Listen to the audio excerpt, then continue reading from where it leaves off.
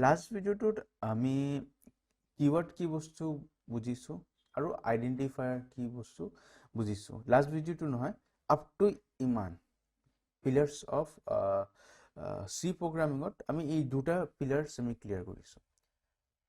I guess previous ভিডিঅ'টোত আমি আইডেণ্টিফায়াৰ use কৰিছিলোঁ আৰু আইডেণ্টিফায়াৰত অলপ চলপ ডাউট থাকি গৈছে। চ' এই ডাউটটো ইয়াত পুৰা ভালকৈ ক্লিয়াৰ হৈ যাব।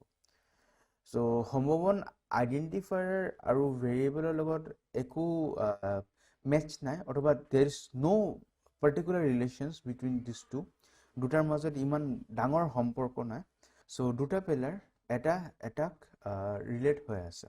চ' let's start with variables. Variables কি হয়? এই ভেৰিয়েবলছ টাৰ্মছটো আমি পালোঁ, মেথমেটিক্সত পাই আছোঁ। চ' মেথমেটিক্সত যদি মনত আছে কি আছিল? x plus y is equal to 10।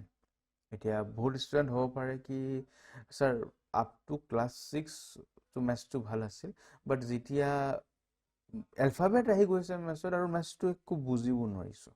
কিয়? কিয়কি আপুনি ভেৰিয়েবলৰ কনচেপ্ট অলপো বুজি পোৱা নাই। যদি মেথছ যদি উইক আছে তেতিয়া এই কনচেপ্টটো এতিয়া বুজি লওক। চোৱা, ভেৰিয়েবল একচুৱেলি থাকে কি? ভেৰিয়েবল হৈ গ'ল ইংলিছ লেংগুৱেজ, আৰু চবৰ ডাঙৰ প্ৰব্লেম হৈ গ'ল এইটো।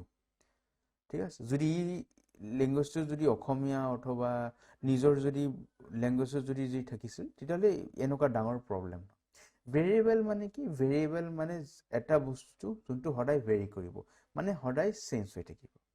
মানে ইয়াত এক্স আৰু ৱাই আছে, এক্স আৰু ৱাই মোক এনেকুৱা ধৰণে ভৰাব লাগিব যিহেতুকে মই তাত প্লাছ কৰাৰ পিছত মোৰ এনচাৰটো 10 আহে।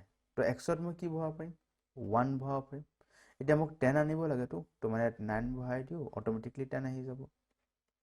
অথবা 2 8 ভৰাই দিব পাৰি, 10 আহি যাব। 7 3 ভৰাই দিব পাৰি, 10 আহি যাব পাৰে। বাট ইয়াত 5 আৰু 6 ভৰাব পাৰিম নেকি? নহয়, নোৱাৰিম। কিয়? 5 আৰু 6 যদি বহাই দিওঁ ইয়াত মোৰ 11 আহি যাব। তো মোৰ ইয়াৰ যে ৰিলেশ্যনটো আছে x plus y is equal to 10, এই ৰিলেশ্যনটো মোৰ ব্ৰেক হৈ যাব। চ' সেইকাৰণে 5 আৰু 6 বহাব নোৱাৰি। চ' এইটো থাকিলে ভেৰিয়েবল। ভেৰিয়েবলত এতিয়া প্ৰগ্ৰামিঙত কি লিংক?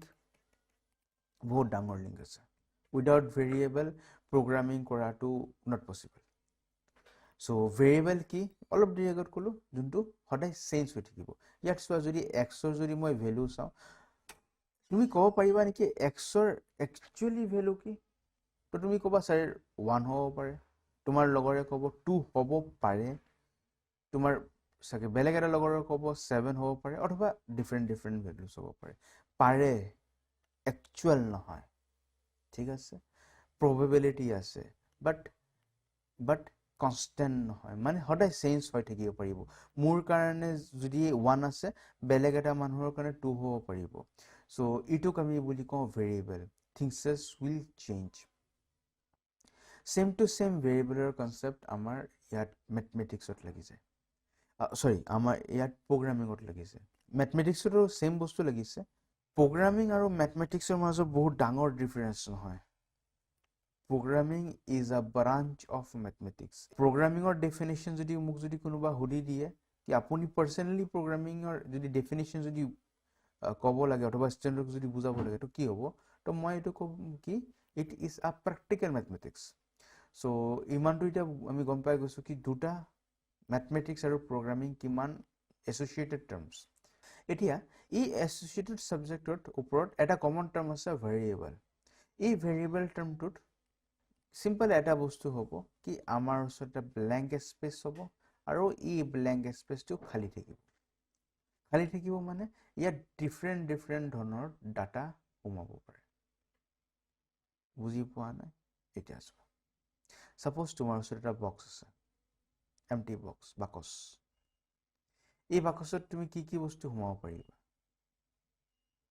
চিন্তা কৰা। এটা এইটো ধৰি লোৱা, এইটো কি বুলি কাৰ্ডবৰ্ডৰ বক্স ধৰা। এই কাৰ্ডবৰ্ডৰ বক্সত তুমি কি বস্তু সোমাব পাৰিবা? এনিথিং। বুকছ সোমাব পাৰিবা। নহয়, বুকছ সোমাবলৈ তোমাৰ যদি মন নাই, তুমি বেলেগ কিবা বস্তু সোমাব পাৰা, টইছ। আৰু কি থাকিব? শ্বাৰ্টছ, পেণ্ট, কাপোৰ, ক্লথছ, বেসিক্যালি এইবোৰ বস্তু সোমাব পাৰিব তাৰমানে ডিফাৰেণ্ট ধৰণৰ বস্তু তুমি সোমাব পাৰিবা এটা পাৰ্টিকুলাৰ বস্তু ই বক্সত সোমাব বুলি কথা নহয় so' this will be called as variable হ'ব বুজিছা এতিয়া মই প্ৰগ্ৰামিং কৰোৱা নাই এতিয়া জাষ্ট পুৰা এক্সাম্পলৰ ওপৰত কাম কৰি আছোঁ এক্সাম্পলটো বুজা প্ৰগ্ৰামিং পিছত চাম প্ৰগ্ৰামিং হৈ যাব প্ৰগ্ৰামিং কাৰণে চিন্তা নাই বাট এক্সাম্পলটো বুজিবলৈ চেষ্টা কৰা এতিয়া মই কি কৈছোঁ কি মই এটা বক্স লৈছোঁ এই বক্সত মই কি কৰিম মই নিজৰ কাপোৰ থ'ম ধৰা এতিয়া এই বক্সৰ এটা নাম হ'বতো হয় নহয় জানো সাপোজ তোমাৰ ওচৰত তিনিটা বক্স থাকিছে এই তিনিটা বক্সত এটা বক্সত বুক থবা এটা বক্সত শাৰ্ট থবা এটা বক্সত পেণ্ট থবা এতিয়া তিনিটা বক্সত তোমাৰ এটা নাম দিব লাগিব সাপোজ প্ৰথম বক্সটোৰ নাম দি দিছা এ তাৰ পিছৰ বক্সটোৰ নাম দি দিছা বি আৰু তাৰ পিছৰ বক্সটোৰ নাম দি দিছা চি নাম দিছা ন so' this will be called as identifiers নাম দিছো আইডেণ্টিফাই কৰিছোঁ নাম মনত আছে লাষ্ট ভিডিঅ'ত এই বস্তুটো আমি এক্সপ্লেইন কৰিছোঁ আমাৰ ওচৰত তিনিটা বক্স আছে আৰু তিনিটা বক্সত মই ডিফাৰেণ্ট নিজৰ পৰা নাম দিছোঁ নামটো এ বি চি ডি মই দিছোঁ তুমি যদি নাম যদি দিব বিচাৰিছা শ্যাম ৰাম মোহনো দিব পাৰা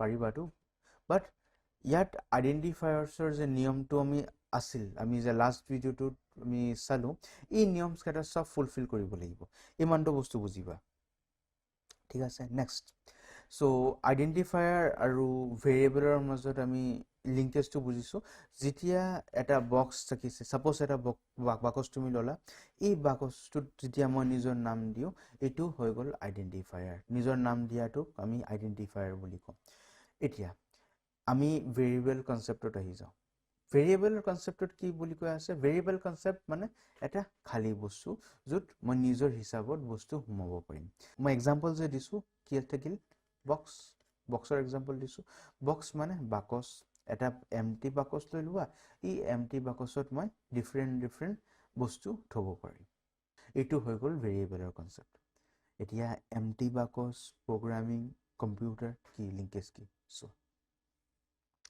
এমটি বাকচ মানে হৈ গ'ল এমটি মেমৰি মানে যেতিয়া মই ভেৰিয়েবল বুলি ক'ম কম্পিউটাৰত এটা আমি এমটি বক্স লৈ ল'ম মনত থবা ইন কম্পিউটাৰ চায়েন্স আমি মেমৰিক এনেকুৱাকৈ ৰিপ্ৰেজেণ্ট কৰোঁ এনেকুৱাকৈ মেট্ৰিক চিষ্টেম মানে এনেকুৱা বক্স চিষ্টেমত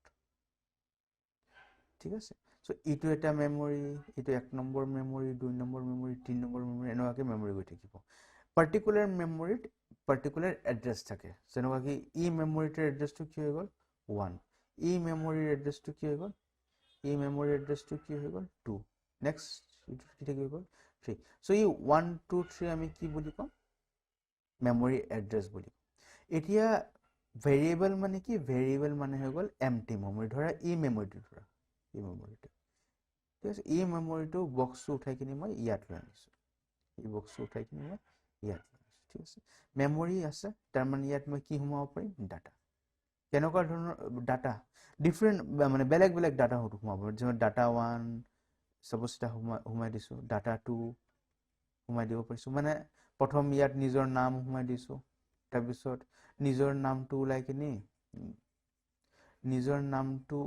কিনি নিজৰ ফোন নম্বৰ সোমাই দিব পাৰিম অথবা মোৰ বেংক বেলেঞ্চ সোমাই দিব পাৰিম চ' এনেকুৱাকৈ ডিফাৰেণ্ট বস্তু মই এটা মেমৰি এড্ৰেছৰ ভিতৰত সোমাব পাৰি চ' এইটো বাকচৰ হিচাপত কাম কৰিছেতো এটা এমটি বাকচ তাত ডিফাৰেণ্ট বস্তু মই সোমাব পাৰিম চেম টু চেম এটা এমটি মেমৰি তাত ডিফাৰেণ্ট ডাটা মই সোমাব পাৰিম স্মল মাইনৰ মডিফিকেশ্যন মই যেতিয়া কওঁ কি মই মেমৰি এল'কেট কৰিছোঁ একচুৱেলি শব্দটো একচুৱেলি পাৰফেক্ট নহয় আমি কওঁ আপোনাৰ কাৰণে এটা মেমৰি এড্ৰেছ এল'কেট কৰা হ'ল মানে আপোনাৰ কাৰণে এটা এমটি মেমৰি এল'কেট কৰা হ'ল তাৰমানে ভেৰিয়েবল কি variable is a এল'কেশ্যন of memory address মানে এটা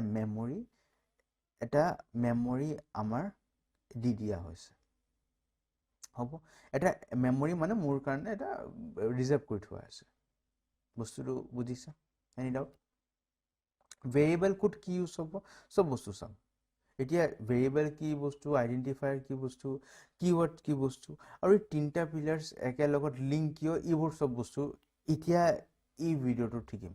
4-5টামান এনেকুৱাকৈ ভিডিঅ' আহিব। এই 4-5টামান ভিডিঅ'টোত আমি এই বস্তুটো শিকিম। বহুত বেছি চিন্তা কৰিব নাই।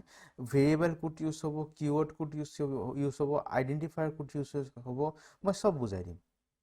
যেনেকুৱাকৈ চিৰিজ আগত বাঢ়ি থাকিব, এইবোৰ চব বস্তু বুজিব পাৰিবা। চ' আমি ইমানটো বস্তু বুজিছোঁ, ভেৰিয়েবল কি আৰু ভেৰিয়েবলৰ লগত আইডেণ্টিফায়াৰ কেনেকুৱাকৈ লিংক হৈ আছে, এই বস্তুটো বুজিছোঁ।